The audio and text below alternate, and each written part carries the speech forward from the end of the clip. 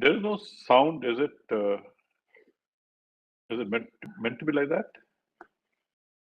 I'm also not hearing any sound.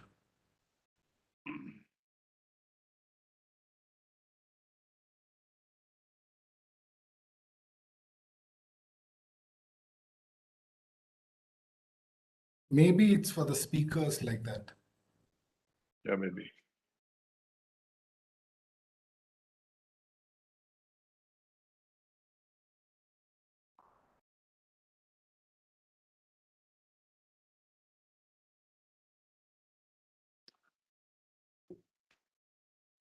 Are we good to start? Yes, sir. Kindly go ahead. Kindly go ahead. Okay. Good morning, everyone. It's a delight to welcome you to the webinar, The Future of Warfare, that we are jointly organizing with the Ministry of Defense Production as a prelude to the DefExpo to be held in Gujarat during March 2022. This is the fourth consecutive webinar that Synergia Foundation is organizing. And such discussions that go to the core of the combat. There are primarily three reasons that we undertake such an exercise. The first is for policymakers in governments, especially to our friends at the National Security Council and the MOD, to align their strategy to the future. Most important, all decisions concerning procurement of strategic combat weapons and decisions that have a bearing on indigenizing production must be anchored around what, where, and how will conflicts be in the future. The second is to provide some added insights and perspectives to military planners about combats. Third, and more important, is also to the companies that are at the forefront of the 21st century warfare, to help them better understand the nature of conflicts in this region. To help us understand this better, we have four experts. We couldn't have got anything better. Lieutenant General PJS Pannu, retired, a Parama Vishish Seva Medal awardee, Ati Vishish Seva Medal, VSM, former Deputy Chief of Integrated Staff Operations. He was also responsible for raising the defense, cyber, and space agencies and looked after the Special Forces Division. The second is Major General Moni Chandi, retired Chief Strategic Officer of the Synergia Foundation, former Inspector General Training of the National Security Guards, and Commanding Officer of Mountain Brigade Command. Third, we have Lieutenant Colonel KPM Das, retired, leads the national security initiatives at Cisco and the National Cyber and works as the National Cyber Security Officer at Cisco. Finally, we have Craig McGilvray, the Regional Director of Lockheed Martin. As you see, we have brought people from four different backgrounds, representing the industry, representing the military, planning, ops, to see that we could give a very good perspective. The format is as follows. We will ask all the speakers to make opening remarks of between 9 minutes. And then we will have some questions based on which the moderator goes, and we then open to the public. So without much ado, let me first ask Lieutenant General PJS Pannu, retired, to make his opening remarks. Thank you, Toby, for introducing the subject. I was very happy that I had got involved with the Defense Expo February 2020, just after I had retired. And the Ministry of Defense, Department of Defense Production had asked me to help them understand the warfare for the future. So the February 2020 Defense Expo was basically based on digital warfare. What at that time I have been discussing with the Secretary, Department of Defense Production. And of course, we all sat together. I had to travel, so I did not attend the Defense Expo, but India Pavilion was based on what we built together with the MOD. India is a country everybody understands is growing in strategic nature, where security threat posed by two major adversaries, which are nuclear armed. We have actually fought 6 conflicts, including, you call them wars or conflicts, 1971 war, we just celebrated the 50 years of 1971 war, which was fought after 25 years of independence. And if you include the Kargil conflict, we've actually fought major conflicts, and I'm including the Goa liberation into it. We have also had a situation on the borders where there is a proxy war, counter-insurgency in the northeast, and in Jammu and Kashmir, of course. And now the situation is that we have our large percentage of the Indian Defence Forces deployed on the active borders on a northern front in last year and a half or 20 months. And then, of course, with Pakistan, we have a problem where all the areas in J&K have active deployment of military, and largely military remains on a high alert for any action which may be required to be undertaken on the western borders. So if you look at these 6 wars and also the wars which the Indian Army fought earlier as part of the British Indian Army, we have realized that over a period of time, it is basically the industry which enables the military to equip itself to fight a war. And today, Industry 4.0 is the one which lays a benchmark on how the future warfare is going to be fought. And very quickly, we have been moving from analogous through the digital transformation to autonomous. Many countries are talking about autonomous. Some have marginally and some have largely shifted to autonomous applications through artificial intelligence applications. So as a result, when you talk about the current capability that the industry can provide, there are many shifts which have happened. And when you talk about future, you do not know how far future you are looking at. But immediately in the past, in the last 20 years, a huge amount of change has happened in the way the countries are thinking of warfare and preparing for warfare. And that is largely based on digitalization, remotization, hybridization, based on technology. And every country, industry, and the R&D is into an innovative revolution. So you have to basically look at 2 benchmarks, that how fast the nations are innovating. And you can compare which are the countries who are actually very high on the innovation index. And of course, the industrialization, how it is happening. So you realize that India, facing huge amount of challenges, has also a problem, because the transformation which has happened all over the world is also an indigenization. And while we in India talk about indigenization and have put out white or blacklists or grey lists of what we are not going to import, but what we have to see is that how the challenges are going to shape up in the future, because we may not initiate the war, but we may have to respond to one. And those who initiate the war, they will come with the wherewithal that their industry has made them capable to fight with. And I squarely here refer to China, where all over the world you find that 40% of the countries are actually directly or indirectly importing the hardware from China.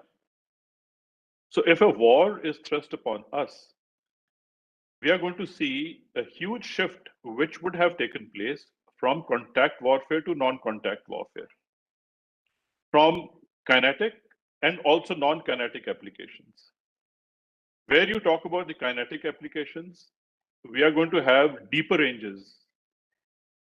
We are going to have the non-contact application right on the borders, but the kinetic applications in the depths because of the enhanced ranges, with enhanced accuracy and lethality. So as a result, there are many other ways to increase lethality, and largely countries are moving away from the nuclear deterrence, and they're going into a deterrence where whatever is targeted with is more accurate and more lethal, including the EMP, which is not nuclear. So as a result, you can keep having doctrines based around nuclear and other war fighting, lethal weapons. which is also now you see in COVID, people have been talking about biological warfare. So the CBRN per se, we have been talking about are the weapons of mass destruction which are not going to be used. But if you look at COVID-19, there is a possibility, 100% possibility that the bioweapon would be used. Similarly, any country which has pharmaceutical industry developed to a point can build chemical weapons. And all these weapons of mass destruction would also have a disclaimer attached to it, because you do not know from where it is delivered. For example, the hypersonic missile is is something which can actually be put into the space, and it will keep going into an orbit till the time you deorbit it and strike in a precision manner. It becomes a hypersonic missile. But till the time it is orbiting in the space, you do not know what exactly it is. It could be a shape of any other satellite which looks innocent. But the moment you deorbit, it can open into something which is very devastating. And imagine 5 Mach or 6 Mach speed at which you get targeted. None of the air defense systems would be competent and capable to detect or to do anything about it. And largely, we understand the Chinese have gone into hypersonic missiles, and Pakistan is known that is looking for buying hypersonic missiles.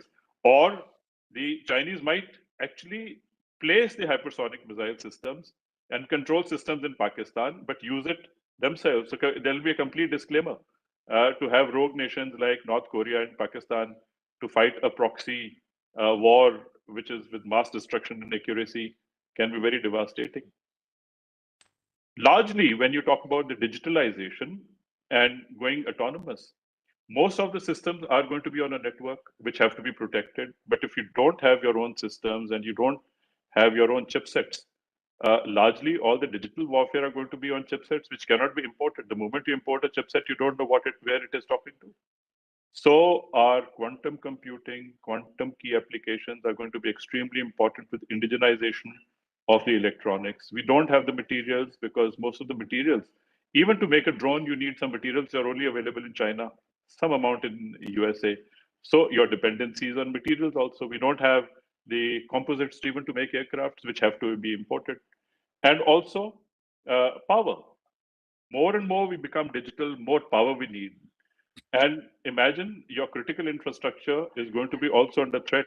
If power outages happen, imagine power going out, you do not know when it is going to come.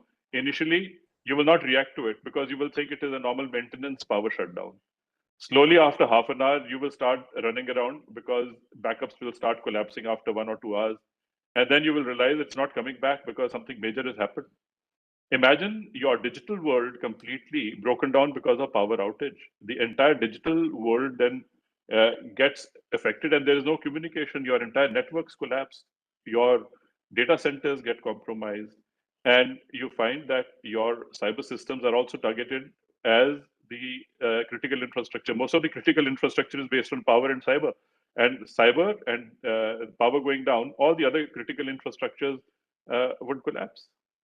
The Chinese have invested hugely on space. In fact, 40% of the orbital space over India are being occupied collectively between US and China. 15% of the Indian orbital spaces over India is with China. As a result, nobody understands when the rocket carries a satellite, actually, what does that satellite carry in it? And you will only realize that the ASAT weapons or soft kills of your satellites can happen. So situational awareness of space is extremely important. So I would not, go much into warfare, but these are the challenges where a soldier traditionally being used to defend borders, we might find that it is not the threat which is coming to a soldier, but it is largely a threat which is going to come in the hinterland, in the depth. So the entire battlefield is going to be in the reverse orders, that the capitals, the centers are going to be targeted first, whether it is a marketplace or it is place of governance. The entire system collapse from within, and then the soldiers would not even understand where we keep talking about OODA loop and centralization and decision-making process will completely be thrown out of gear.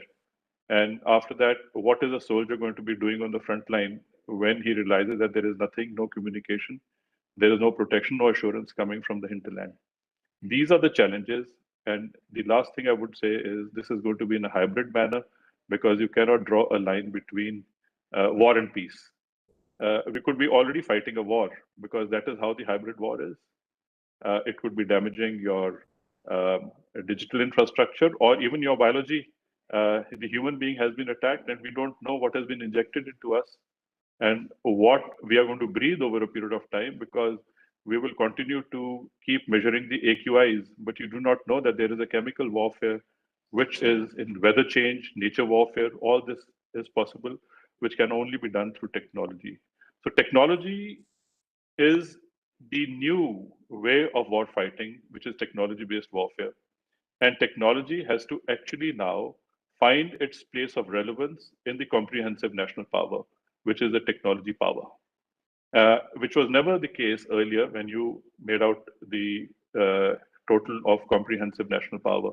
But I think 40 to 50% of the comprehensive national power will go into how much you are into science and technology, research and development, and how much technology your industry has gone ahead in the loop.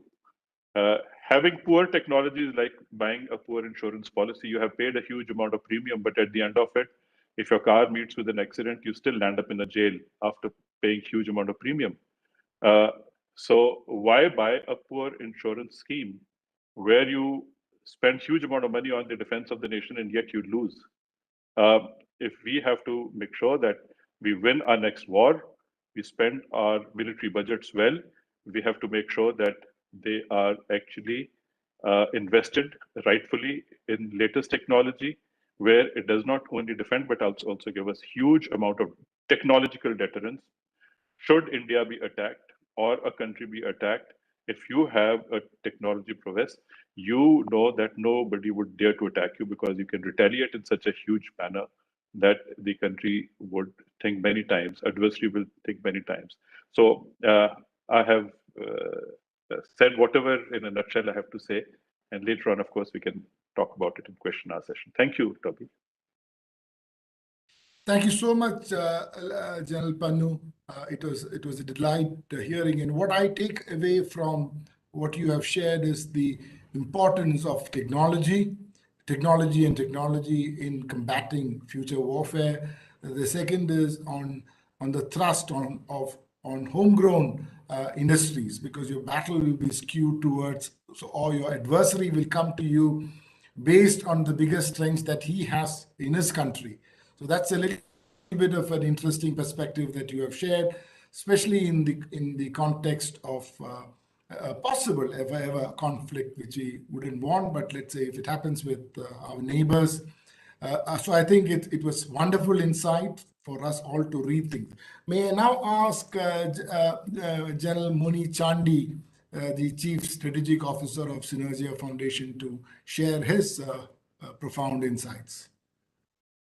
Thank you, Toby, and thank you, Pannu, for those insights. 2022, and the topic is the future of warfare. I found that very interesting because as a professional soldier in the Indian Army, we often look into the future, 10 years, 15 years. And we looked at, in the years past, we looked at 2020, and I think 2022 was our limit. So I find it very interesting standing here talking about the future of conflict in the year 2022. Now, if you have to look into the future, I'm not sure whether you'll agree with me, but the past is not a very good model to predict the future, because the future turns out always in ways which we don't anticipate it. But having said that, I think there are indicators of current happenings which give a direction to how conflict will take place in the future. In the 21st century, I think it's unlikely that nations will go to war over ideology, like in the past, communism versus capitalism. However, they may enter into conflict to assert influence over regions and to create perceptions in the minds of audience.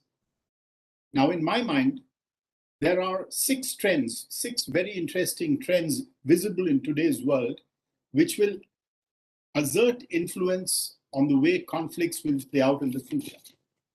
And I'll name them, these 6 trends, very briefly.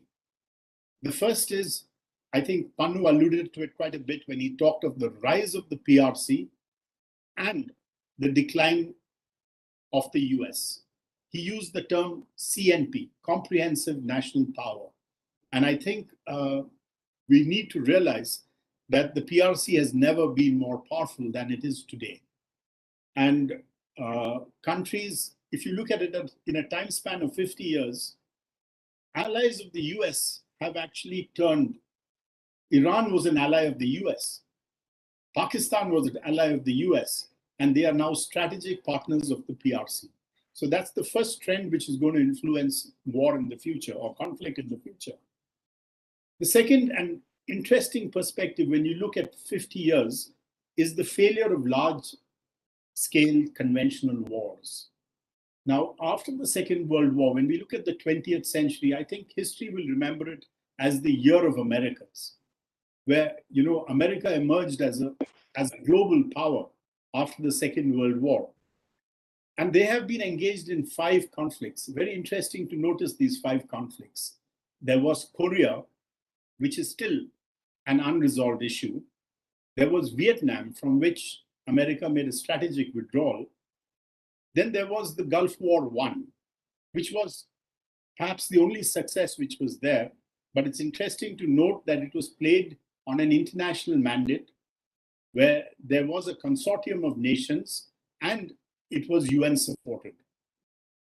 Thereafter, there was the war in Iraq.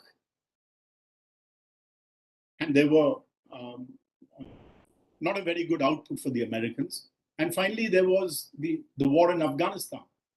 So when you look at conventional war, I think unless it is fought on a multinational front with a common agenda, I don't think conventional war is really a successful means to prosecuting national policy.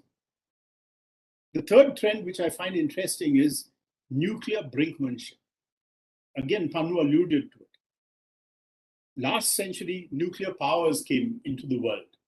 And today we have recognized nuclear powers, we have declared nuclear powers, and we have undeclared nuclear powers. Now, I think, you know, we can turn a blind eye to this, but I think there is a sense of responsibility which comes in there. There is a lot of nuclear proliferation, and particularly of those nuclear powers which are not controlled by institutions. I think we need to be worried about that. And I think it's something where we are turning a blind eye. The fourth trend, which I find interesting, is what I call the failure of outsourced warfare.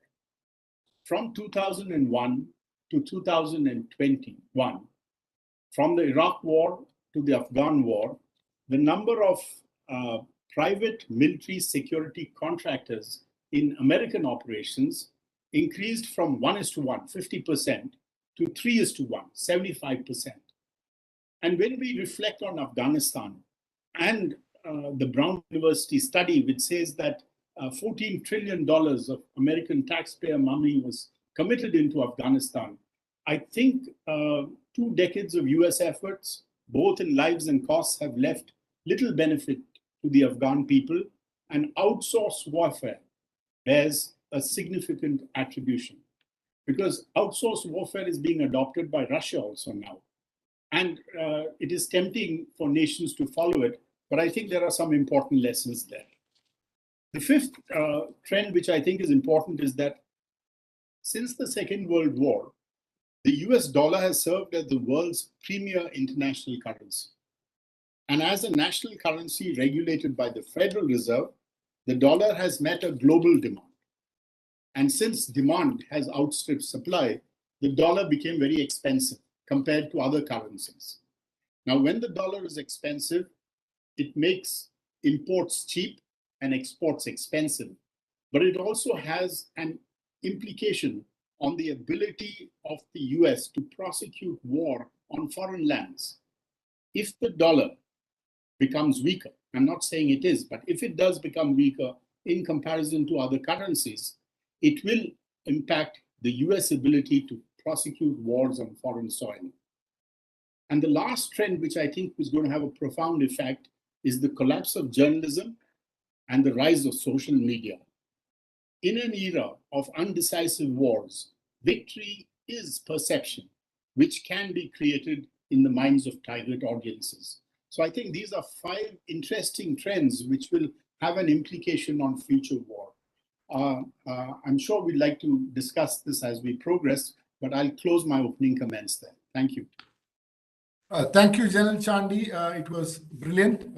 The way you have outlined it. I think these are going to be fundamental triggers when we look at combat in the future. It's always better to step back a bit. Let me now invite Lieutenant Colonel retired KPM Das to share his thoughts on the same subject. Thank you, Toby. First, can you hear me? There was some issue earlier. Yes. You can? Yes. Okay, sure. So, good to be on a panel with 3 people who served together in MO at one time. Let me give a different perspective. So, Pannu and Mani gave two anchoring positions on which you could look at future warfare. Let me take an outsider's view and say, what does it mean to us? What does it imply? The 2 sets of observations made by the speakers. To begin with, let me go to the first. The first is, land, air, sea, and now cyber space. There was earlier an understanding of what divided each of them. You knew where it ended and where it began. That is passing. So today, for example, the understanding that leadership, and I'm not only talking of strategic leadership, I'm talking of operational leadership. Getting to know what happens in the other spaces, the rules of engagement in the other spaces is crucial to conduct of warfare now. So that requires a more 360-degree rounded personality in terms of leadership construct, right? So that's point number 1. The point number 2 is, irrespective of what you do and what you think you have prosecuted as a tactical engagement, the outcome is decided by the perception and the narrative around that tactical engagement, right? So, and that is something that India has to seriously introspect, look inside and strengthen itself, because there's a lot of catching up to do with the rest of the world, especially our neighbor to the east, where perceptions and narratives are spun and kept ready, and before you know, the tactical engagement just gets over. The very light pistol is fired, and you get a perspective which is completely takes you by surprise. So this is now a war of perceptions and narratives, right? And I can for sure say we are already at war. So I'm challenging that idea that you have in the time domain something called no war and something called no peace. We are at war. The second thing I'm challenging is its space domain, which is about hinterland versus the borders. No, sir, it doesn't exist anymore, because as we speak, it is a continuum. It is in perpetuity, and we are at war. The third point I want to make is the rules-based international order is under collapse. We are aware of what's happened in the UN clause case between Philippines and China, and there are many more such examples where the law of armed conflict can no longer apply to what you see on a day-to-day basis today, the headlines that you see today. So that's a huge challenge. And we need to interpret as leaders, how do you work within that constraint? The fourth is around this whole business of what is called hybrid or gray zone warfare. It is a double whammy of sorts. One, it has lowered the thresholds, right? So out on the horizon, you can have an adversary popping up who is not even in your, risk management matrix. 2, you can't even attribute, especially in the softer things like cyber electronic warfare, you can't even attribute, and if you cannot attribute, you cannot therefore respond in a formal sense with the law backing you. And third is presently the collection of laws that are under construct, especially in the cyber domain, are still falling short of supporting nations' behavior. Let me come to the next. And this is a huge positive, especially for a country like India. You have over 1 million people who are armed. They need to be trained. They need to be trained for future warfare, not for today's warfare. That being the case, to mobilize people to come together 1,000 kilometers away in infantry schools and artillery schools, etc., that's again passing. It simply cannot happen. Fortunately, technology provides the tools now to conduct training, simulation, gamification, etc., at immensely reduced costs. And that is something that we clearly need to learn. And I would be very happy to see DefExpo keeping aside one pillar of focus on training, gamification, and how do you speed up the training cycles for people, both from a platform point of view and from a tactical warfare, operational constructs point of view. The next point, and I know Mani briefly alluded to that, is about this whole extended concept of armed forces. So you now have people who have never worn a uniform with a joystick 10,000 kilometers away, operating a highly armed drone, right? Now that is the truth today of warfare.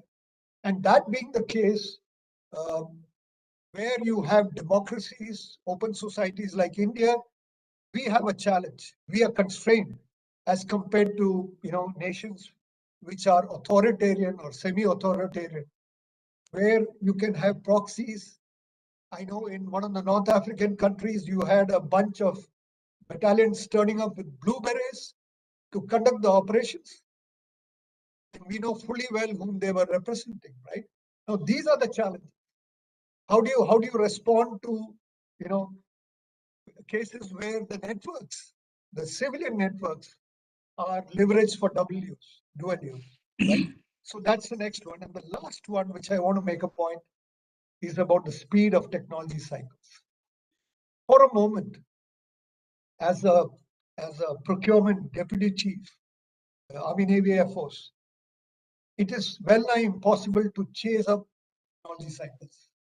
You can't keep pace with what is happening. However, a distant view where you take a long-term view, the one-third model, and then you apply your budgets in a manner that you are able to sustain a technology which can last for 15, 20 years. I think that's the way to go. There is a creeping tendency to chase up on the latest technologies in the market. I think that is something that clearly we need to avoid. Technologies are now coming into play in a big time. And we are fortunate that we have possibly one of the largest technology forces in the world. And there clearly there's a rationale for the government to seriously consider civilian sector, industry, as an equal partner in taking defense programs forward. I know there's a lot of talk, a lot of paper that's been written. I think better late than never. This is the time to actually set up those things. In some of these fora, we find the leadership will require more injection of people, willing people from the private sector, standing up and willing to lead some of these missions, the 6G mission, the 5G mission for the battlefield, etc. And that's about it. With just a parting thought that the fundamental principles of war do not change, because they will endure. Those enduring truths will remain. Thank you. Thank you, KPM. It was extremely insightful. And I just wanted to just bring something which we are seeing about this whole idea of perception, which is what's happening in Ukraine now. Everything about that is about perceptions. Maybe there will never be a conflict, but then you can see so many things happening there. We will come to that later, and I will take something that you have spoken home, that we are at war. It is a continuum, especially when perceptions, people start throwing that in the beginning. Perhaps it is not going to be something which was as defined as it was in the past. So let me now invite Craig. Craig is the director for Asia for Lockheed Martin. We wanted an excellent perspective from the industry. Lockheed is into the 21st century warfare. So, Craig, why don't you take center stage and share your thoughts? Yeah, it's interesting. So, the perspective from myself is really from a space perspective, which is new. It's the new domain.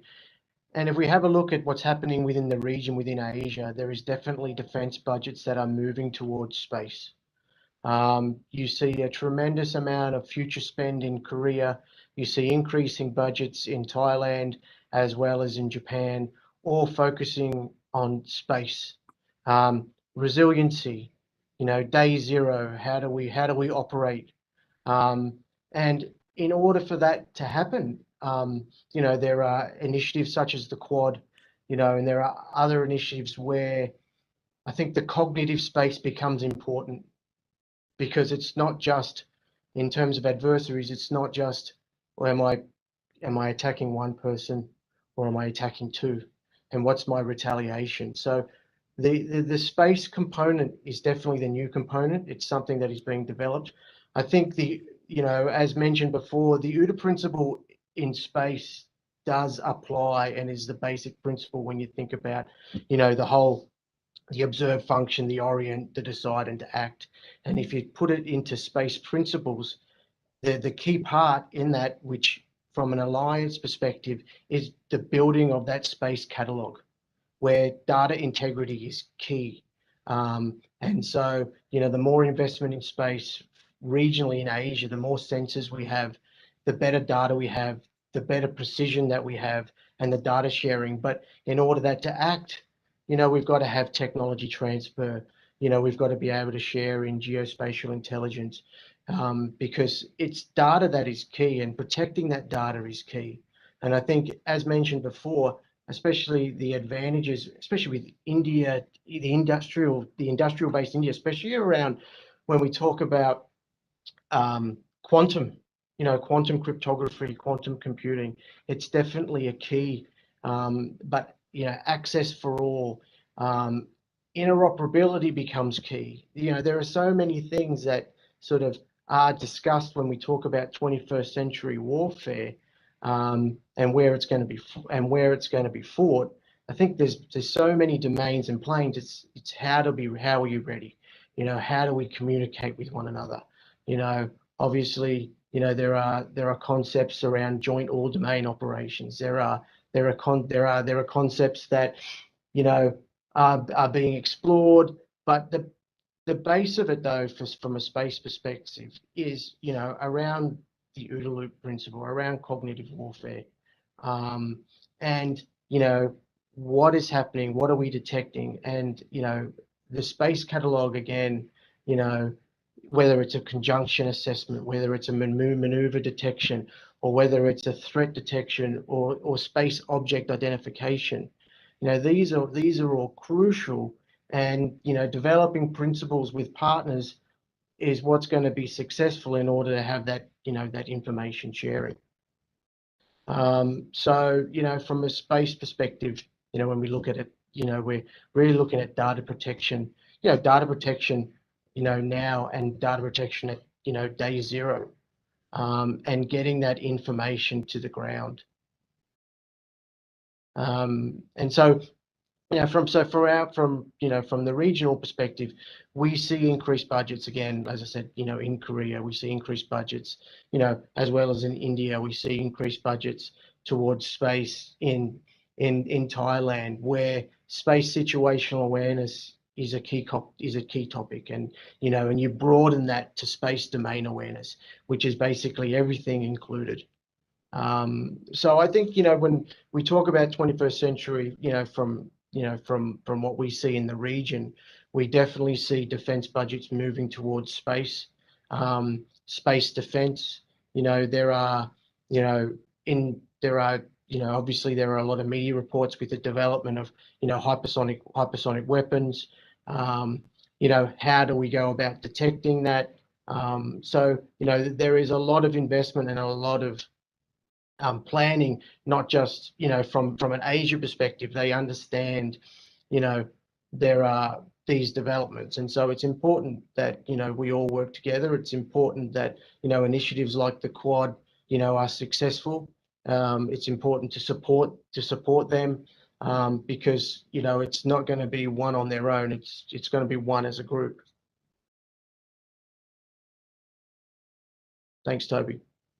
Yeah, thank you, Craig. I think I'll just try to spend a little time on Craig's assumptions. Pannu, you had mentioned about space being a disproportionate threat, something more like sort of a counterbalance which the nuclear deterrence provided. Do you think that the offensive and defensive capabilities of space would be where countries, who have edge in technology would try to move to in the coming years, and would the conflicts that we see be more aligned to that? Would you like to respond to that? Toby, I think Craig very rightly spoke about the defense budget being allocated on priority to the space, and I agree with that. One is that the cyber and the space domain are also going to become a very combined technology enabler for warfare. And as we keep talking about SEMA, you will find huge amount of cyber applications going through space. More non-terrestrial than terrestrial. And that too, when 5G comes into play and the IoT comes into play based on the 5G applications, we'll find that there will be no place for the terrestrial infrastructure to come up. It will be extremely expensive. So therefore, the entire network will have to be through space. The moment same applications go into the Internet of Battle Things and Internet of Military Things, IOBT and IOMT, then you will realize that you cannot have the terrestrial infrastructure in the battlefield in the forward areas or in remote areas. So as a result, largely the battlefield is going to be dependent on the digital and autonomous systems which are based on the space.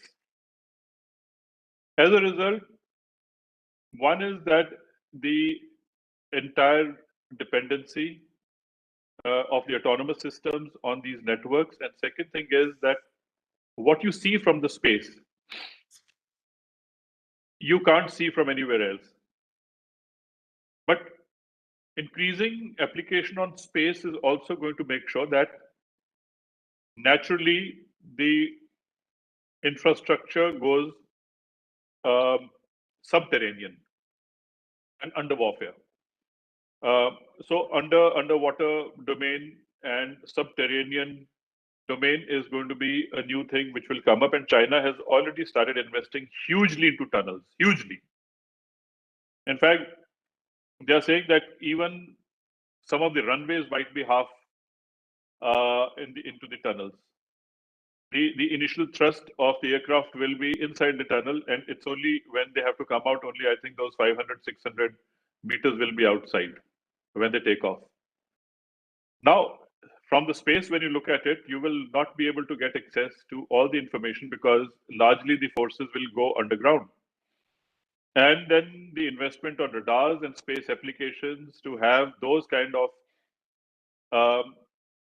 technologies which can see what is beneath the earth. If you cannot see, you cannot target. And what Colonel Das was saying, that building around the perception, you can actually perceptually make the battlefield look very different than what actually it is on the ground. And therefore, the targeting will happen to a battlefield which is being projected through deception.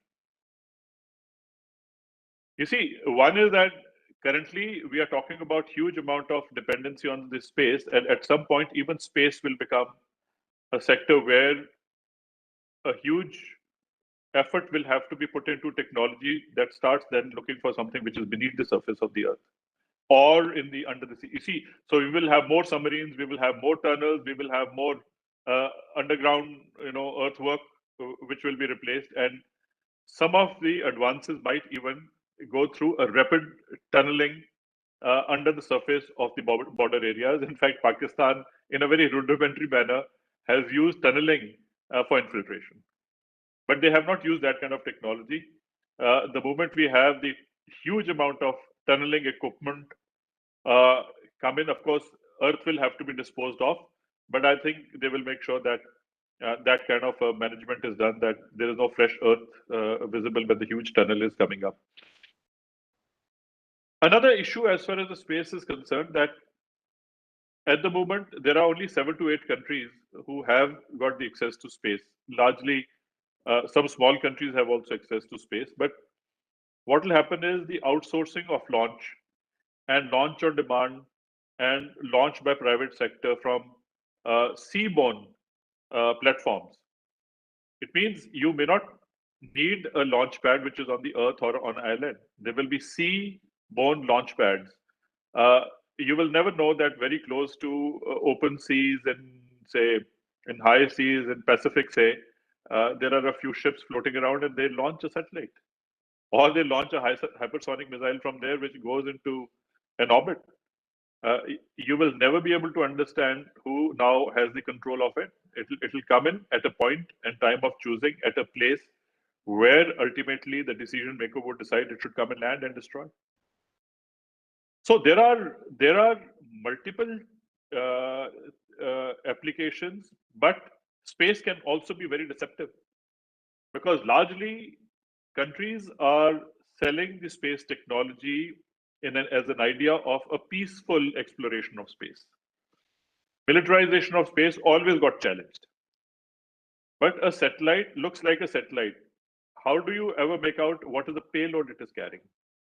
So situational awareness, as we keep talking about, is that there are going to be satellites which are going to be keep a tab on, and in the space intelligence on which are the loaded satellites with lethality and which are the satellites which are meant for communication or surveillance. The Hubble telescope of America and the CHIOs of China, they are building something which will look into the space. It is like a huge magnifier of the space. And if you have to tilt the same thing onto the Earth, they will start magnifying the whole thing to a point that there is nothing, no hiding place. And the moment you use radars, which will be like Xavier radar as an example, through the surface radars, these are the radars which will have to be built to find out how much subterranean work is being done. So largely, I think lethality and the platforms will move into the sea and under the surface. And when they move into the sea, I think in that there is going to be a fair amount of sea assets which are going to be as part of submarines. Even the drones are going to be under the surface. When I talk about the underwater domain, there will be drones which will continue to operate within, and then they will have the ability to take off from there and fly and become an aircraft, and again go down and keep staying under the water. These are the technologies which are already there. Space will certainly reinforce all these platforms. All the aerial platforms are going to be reinforced by the space. They may not even have a ground terminal. They will only have space to say space communication. We can keep looking at downlinks, but there will be no downlinks. There will be only uplinks to uplinks to uplinks. And at some point, there's a downlink, and we don't know how the downlink has been configured. I think space is a very interesting subject, and I think one can keep talking about it for days on. And that too, when our adversaries have already moved into the quantum technology. You will never know what the space is throwing at you as far as communication is concerned and how the platforms are secured. Very difficult to break the codes, unless, of course, you also have quantum.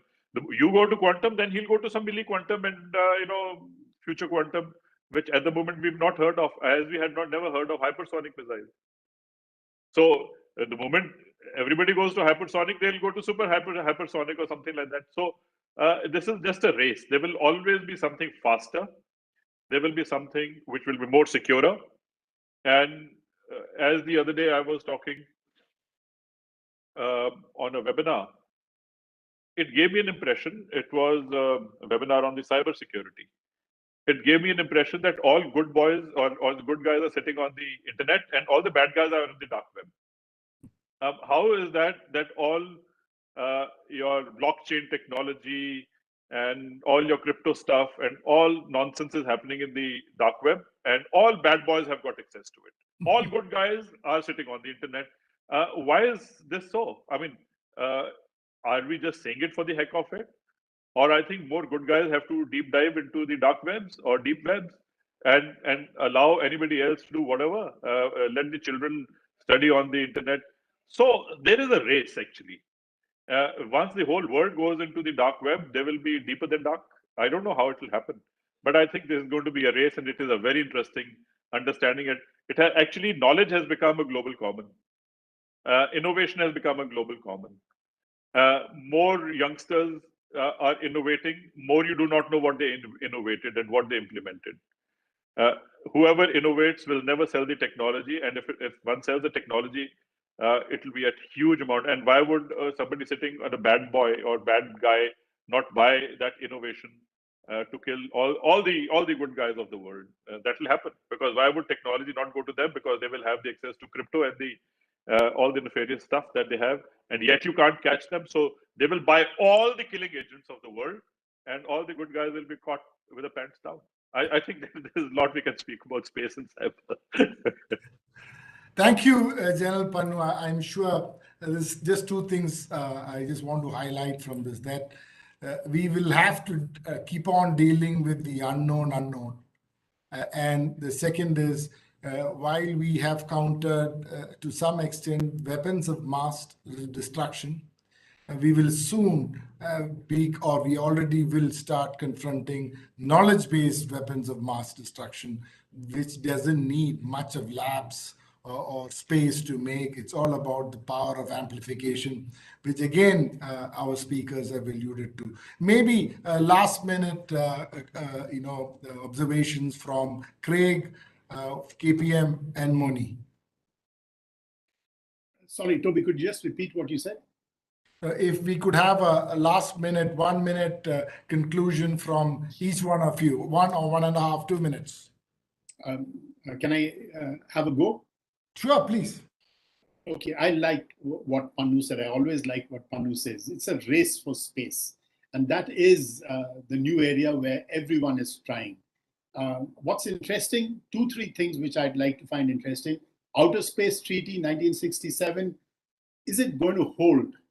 Because more and more nations are worried about their satellites in space. And there are nations which have deputed forces to determine how to protect your assets in space. So weaponization of space, will we be able to prevent it? I'm not so sure. Big question mark on that. And of course, the issue which Pannu repeatedly alluded to, and that is hypersonic weapons. And how do you counter outersonic weapons, hypersonic weapons? And I think the one counter which many scientists are looking at is weaponization of space. You can neutralize it. You've got a better chance of neutralizing it from space than from on the ground. So I think that we have interesting times in space, and that's a good takeaway. Thank you very much. Craig, would you like to come? Yeah, Toby, thanks. I think the challenge that we have, with 21st century warfare, and again from a space perspective, is that it's natural and man-made events that cause us risk, right? Environmental, solar flares, the sun, asteroids. We also have launch risk. We also have collisions with existing debris. We have interference, and we have cyber. And these are the challenges I think that we need to overcome as a collective, which is again, why, it's important that, the Quad is successful. It's important that, that our allies are all in tune with one another. It's important that interoperability exists. And it's important that, we have a good policy with regards to technology transfer that, we can all operate as one. I think I must sort of re-emphasize what Craig has said, that in the way he sees warfare evolving, he says it's going to be very difficult for single countries to fight. So he has been keeping on pushing on Quad or similar alliances, because that's how complex war is going to be because of digitization, technology, outer space, whatever you call.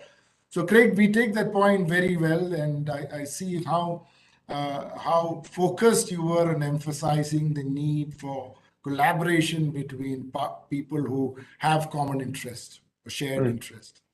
KPM, would you like to add something? On a more optimistic note, without taking the thunder away from future technologies, at the end of the day, these are all discrete technologies at various stages of its life cycle. It's being developed.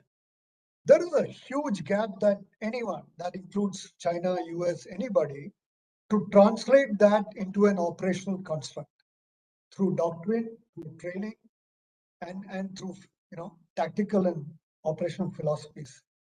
That gap actually determines the outcome of those technologies. And there's a lot of work that each of us have to do there. Thank you. I think we are just about an hour of the assigned time. I just want to thank all the speakers, General Pannu, General Moni Chandi, KPM Das, and Craig for sharing such profound insights. I think it was a very high quality discussion, and I'm sure folks in key offices, key stakeholders will listen to this and see how best we can develop what we call more strategic doctrine for ourselves. Thank you very much, and have a great day. Thank you. Thank you very much, Toby. Thank you, Moni sir. Bye, KPM sir. Bye, Craig. Bye. Bye, Jay. Bye, Bye. Bye, sir. Bye.